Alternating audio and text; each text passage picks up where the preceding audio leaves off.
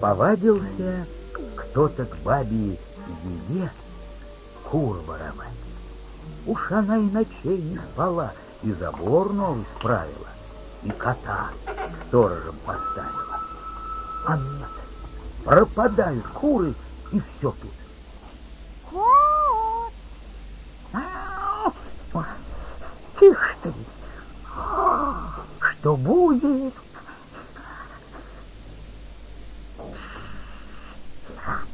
Петуха разбудишь. Ой,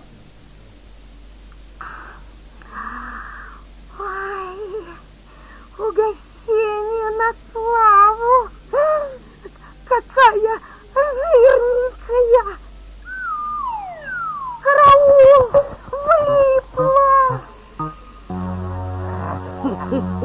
Придумано ловко!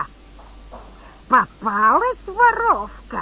Хо-хо-хо! Вот сейчас с кого-то шкуру спущу и коту не прощу. Эй, да это рыжая! Ай, простите, тетенька, это не я. Бабуся, не губи, прости, отпусти. А? Ну ладно, чуть-то я сегодня добрая.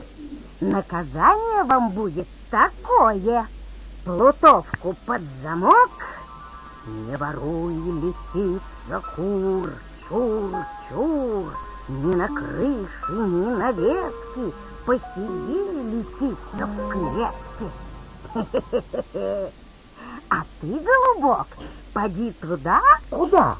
Не знаю куда. Принеси мне то. Что? Не знаю что. Знала б, сама давно принесла. Есть у меня ключик, отчего он в толк не возьму. Зато он непростой, волшебный, и загадку, и отгадку знает. Найдешь, не знаю что, отпущу лису, а не воротишься до заката.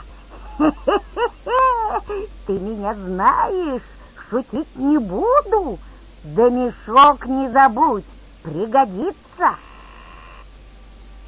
А что искать? Сундучок? Тайную дверцу, ларчик, замочек, шкафчик, коробочек, а может копилку, а?